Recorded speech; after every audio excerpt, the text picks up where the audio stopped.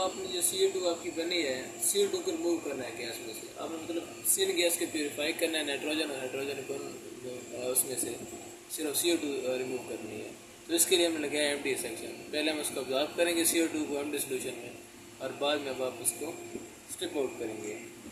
तो जो आपकी LTS से गैस आती है, उसको टेम्परेचर डाउन करने के लिए हमें 2 एक्सचेंजर लगाएंगे। 2 एक्सचेंजर हैं, ठीक है, 113C और 105C। ये इसका बाद सिर्फ टेम्परेचर गैस का डाउन करेंगे। और उसके बाद एक और हमने कूलर लगाया हुआ है जिसमें BFW है। BFW से मरीज इसका टेम्परेचर डाउन होगा। आगे नॉकआउट ड्रम है, ठीक है। नॉकआउट ड्रम ये आपका 102F है। इसमें मतलब जो आपका प्रोसेस कंडेंसेट था ना, जो स्टीम आपने ऐड की थी, वो हमारी इस यहाँ से क्या कहते हैं रिमूव होती है। तो यहाँ हमने वो जो हमने पूरा स्टीम ऐड की थी, स्टीम कंडेंसेट, वो अपना सारा यहाँ पे कंडेंस हो गया। क्योंकि आपका टेम्परेचर अब यहाँ पे 75 हो गया, तो जो आपका स्टीम कंडेंसेट था वो यहाँ से निकल जाता है, आपका पंप सेक्शन नहीं रहता है।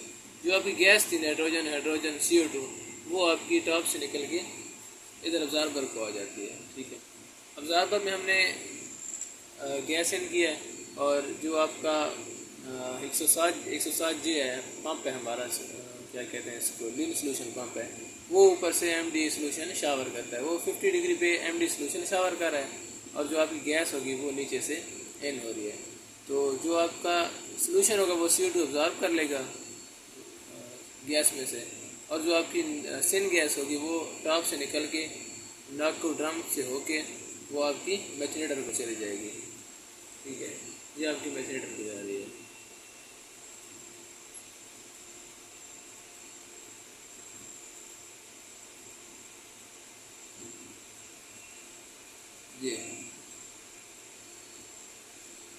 ये मैथनेटर आपका, ठीक है। ये आपकी टॉप से निकल के मैथनेटर को आ जाती है। तो अब आपकी CO2 होगी, आपकी कैप्चर होगी, आपकी अब्जॉर्ब हो गई है MD सोल्यूशन में। तो अब आपने इसको स्ट्रिप आउट करना है। तो इसके लिए अब आपने एक तो इसका अपने प्रेशर कम करना है, दूसरा आपने इसका टेम्परेचर बढ़ाना है। स्ट्रिपिंग मतलब करनी है। तो प्रेशर बढ़ाने के लिए हम इसके हमारे पास 2 ऑप्शन है। एक तो हमारे पास हाइड्रोलिक लगी हुई है, हाइड्रोलिक टर्बाइन है, जो उसका प्रेशर यूटिलाइज करके वो खुद हाइड्रोलिक टर्बाइन पंप को चला रही थी। और एक और उसका ऑप्शन है कि हम उसका बाईपास के लिए लेड ऑन वाल लगा दें। तो लेड ऑन वाल से भी प्रेशर लेड ऑन हो जाएगा, लेकिन जो हाइड्रोलिक वाला है उससे हम उसकी जो एनर्जी होगी वो भी लेके हाइड्रोलिक टर्बाइन चला लेंगे। तो इसके बाद आपका प्रेशर तकरीबन 1 kg हो जाता है। जो आप उसके बाद 1 kg के बाद हम भेज देते हैं 104 जो हमारा लो प्रेशर फ्लैश कॉलम है। इसमें प्रेशर डाउन होने की वजह से जो आपकी CO2 होगी वो निकल जाएगी, स्ट्रिप आउट हो जाएगी, टॉप से निकल जाएगी इसके टॉप से। और जो आपकी अभी जो सोल्यूशन अब आपने इसका टेम्परेचर बढ़ाना है, तो इसको जो टेम्परेचर के अगेंस्ट जो आपकी स्ट्रिपिंग होगी वो आगे होगी। तो टेम्परेचर बढ़ाने के लिए इस सोल्यूशन को हम लेंगे। इसका ये 85 डिग्री पे हमारा आउट हो रहा है, और हमारा पंप लगा हुआ है जो उसको सक्शन लेके, तो क्योंकि इसका प्रेशर ना तकरीबन 0 kg हो जाता है, यहाँ पे 1 kg 0 kg, तो पंप सक्शन लेता है। अब आगे हमने एक एक्सचेंजर लगाया हुआ है, लीन सोल्यूशन एक्सचेंजर जिसे कहते हैं हम। मतलब जो आपकी ज़्यादा टेम्परेचर वाला सोल्यूशन है उससे इसका टेम्परेचर एक्सचेंज करके 110 तक इसका टेम्परेचर करके हम इसको भेज देंगे स्ट्रिपर में। स्ट्रिपर के 2 हमारे पास क्या कहते हैं पोर्शन है, कंपार्टमेंट्स हैं, एक नीचे वाला और एक ऊपर वाला। तो दोनों के अलग अलग रिबॉयलर हैं। तो स्ट्रिपर में आपका आ जाएगा सोल्यूशन MD सोल्यूशन। यहाँ पे आपका जो बॉटम वाला जो रिबॉयलर है वो हमारा हीट अप हो रहा है। वो जो आपकी प्रोसेस गैस आ रही थी LTS से, जो 113 से 105C, ये 105C से ना आपका हीट अप हो रहा है। वो उसका बॉटम पे टेम्परेचर इसका बढ़ाता है। जो आपकी CO2 होगी वो स्ट्रिप आउट होगी सोल्यूशन से। और जो आपका ऊपर वाले कंपार्टमेंट का है, क्या कहते हैं रिबॉयलर सोल्यूशन है या रिबॉयलर है, वो हमारा स्टीम के ज़रिए है। आपका नाम हमारा सोल्यूशन हमारा आएगा इधर, इसमें रिबॉयलर में आएगा, कैटल टाइप रिबॉयलर है, वहाँ पे हम स्टीम दे रहे हैं, SL स्टीम है। तो उसका टेम्परेचर बढ़ाएगी, वेपर दोबारा आपके CO2 पर ऑब्जर्वर में चले जाएंगे, और जो आपका सोल्यूशन MD सोल्यूशन होगा वो आपका ओवरफ्लो करके वो आ जाएगा 117 जो हमारे पास सोल्यूशन टैंक है। वहाँ से फिर आप उसका टेम्परेचर ज़्यादा है तो उसका टेम्परेचर कम करना है, क्योंकि उसको दोबारा हमने सर्कुलेट करना है। तो वो अपना टेम्परेचर देगा, जो आपकी स्ट्रिपर को फीड आ रही है, जो स्ट्रिपर का इनलेट है उसको अपना टेम्परेचर दे के अपना टेम्परेचर कम करेगा, तकरीबन 95 करेगा। 95 के बाद हमने एक मज़ीद कूलर लगाया हुआ है जो हमारा कूलिंग वाटर के जरिए उसका टेम्परेचर डाउन करेगा, और जो हमारा पंप होगा लीन सोल्यूशन पंप दोबारा सक्शन लेके शावर कर देगा एब्जॉर्बर में। एक तो ये हमारा रूट होगा। दूसरा जो हमारा बटन वाला जो स्ट्रिपर बटन है वो हमारा सक्शन निकलेगा और उसका हम तो उसका तकरीबन 123 टेम्परेचर है, तो उसका टेम्परेचर पहले हम एक एक्सचेंजर में प्लेट टाइप एक्सचेंजर है उसमें दे रहे हैं BFW दे रहे हैं, और दूसरे में उसके बाद दे रहे हैं हम कूलिंग वाटर। तो कूलिंग वाटर से टेम्परेचर डाउन करेंगे और फिर ये जो हमारा पंप होगा वो ये सक्शन लेके दोबारा ये भी सारा सोल्यूशन अपना दे देगा। सोल्यूशन टैंक जो आपका 17 है सोल्यूशन टैंक मिलेगी, यहाँ से फिर वो 160 के लिए एब्जॉर्बर में आ जाएगा। और जो आपकी CO2 होगी स्ट्रिपर में स्ट्रिप आउट होगी वो आपकी निकलेगी टॉप से, उसका टेम्परेचर ज़्यादा है तकरीबन 104 डिग्री, तो उसको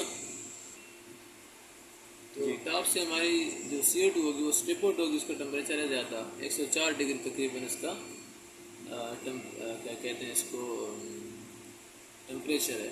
तो उसको टेम्परेचर जो आपका उसको कम करने के लिए या हम उसको यूरिया को भेजने के से पहले हमारी जो सारी CO2 होगी वो अंदर दोबारा फ्लैश कॉलम में आएगी जहाँ हमने लो प्रेशर के जरिए उसकी स्ट्रिपिंग कराई थी।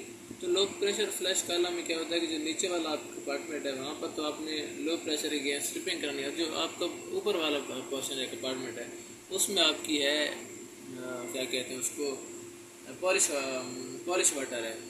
पॉलिश वाटर क्या करता है कि इसको क्विंच करता है, इसका टेम्परेचर को डाउन करता है। तो पॉलिश वाटर का अपना टेम्परेचर जब बढ़ता है तो वो हमने पंप लगाया हुआ है रिसर्कुलेशन के लिए। पंप पॉलिश वाटर का सक्शन लेता है, प्लेट टाइप एक्सचेंजर है, कूलिंग वाटर के जरिए पॉलिश वाटर का टेम्परेचर डाउन करते हैं और ये दोबारा वर्ष शावर का रहता है क्विंच करने के लिए उसको दोबारा रिसर्कुलेट करता रहता है यहाँ पे 35 डिग्री वाले या 65 वाले टेम्परेचर वाले जो हमारा पॉलिश वाटर था उसको 35 तक करके दोबारा आपका टॉप वाले कंपार्टमेंट में LP फ्लैश कॉलम के भेजेगा, और जो आपकी CO2 होगी वो टेम्परेचर अपना डाउन करके 38 करके वो आपकी चली जाएगी यूरिया को।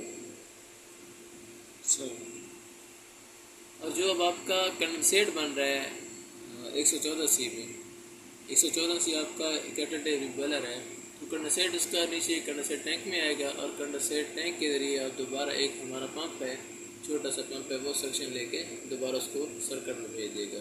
सर्किट कहाँ मतलब आप जो हमारी BFW सर्किट होगा हेडर में भेज देगा, तो दोबारा यूटिलिटी वाली साइड में भेज देगा।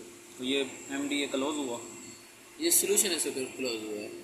आपकी जो गैस थी, अब आपने गैस क्या किया था कि नाइट्रोजन और हाइड्रोजन आपकी थी, उसमें आपकी अभी कुछ मीथेन भी है आपकी और ऑक्सीजन भी है, नहीं आपकी जो CO2 जो आपकी स्लिप आउट हुई है वो भी थोड़ी बहुत इसके साथ अब्जॉर्बर के साथ नाइट्रोजन के इधर मेथनेटर में आएगी। तो मेथनेटर क्या करता है बेसिकली वो आपकी CO और CO2 और हाइड्रोजन के साथ मिल के वो H2O और बनाता है आपका CH4 बनाता है, क्योंकि हमने CO2 को मुकम्मल रिमूव करना है, तकरीबन मिनिमाइज़ करना, ताकि हमारे जो कन्वर्टर अमोनिया कन्वर्टर है उसका जो कैटलिस्ट है उसके लिए वो पॉइजन है। तो मेथनेटर में भेजेंगे, जो हमारी गैस आई थी वो फीड एंड अपने एक्सचेंजर से होके आपका टेम्परेचर पहले तो बढ़ाएगी, टेम्परेचर बढ़ा के 315 316 करके वो मेथनेटर में आएगी। मेथनेटर में हमारा निकल कैटलिस्ट है, वही फर्नेस वाला रिएक्शन है लेकिन ये रिवर्स है, अपना टेम्परेचर बढ़ाएगी रिएक्शन करके, रिएक्शन में जो आपकी CO2 होगी वो हाइड्रोजन के साथ मिलके प्राइमरी रिफॉर्मर का उल्ट रिएक्शन है, ये उल्ट रिएक्शन है, ये CH4 और H2O बनाएगी। सही। और एक्सोथर्मिक रिएक्शन है, इसके आउटपुट टेम्परेचर ज़्यादा होगा, जो ये टेम्परेचर है उसको यूटिलाइज करके हम इसकी फीड को हीट अप करते हैं, और हमारी जो प्रोसेस गैस होगी वो आपकी चली जाएगी आगे एक्सचेंजर से होती हुई आपकी सेंसर एरिया को चली जाएगी। MDA क्लोज हुआ, रोक देंगे, हेडिंग होती है। तो ये आप जब आपका टेम्परेचर डाउन हुआ है 75 हुआ है, तो जो प्रोसेस कंडेंसेट था आपका जो आपने ऐड किया था, स्टीम ऐड की थी जो आपने मिक्सिंग स्टेशन पे, वो अब आपकी कंडेंस हो गई है। तो वो प्रोसेस कंडेंसेट जहाँ पे हमारे पास नॉकआउट ड्रम है एब्जॉर्बर से पहले, उसमें आपका कलेक्ट होगा और एक पंप जो हमारा होगा वो सक्शन लेके कंडेंसर से स्ट्रिपर को भेजेगा। स्ट्रिपर हमने इसलिए लगाया है कि जो हमारे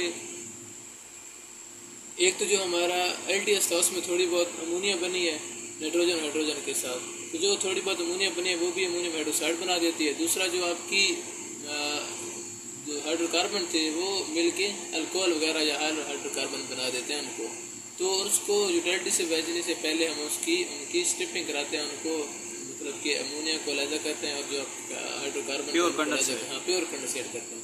तो उसके लिए हम उसने टेम्परेचर इसका बढ़ा के हम भेज देते हैं स्ट्रिपर में कंडेंसेट को भेज देते हैं।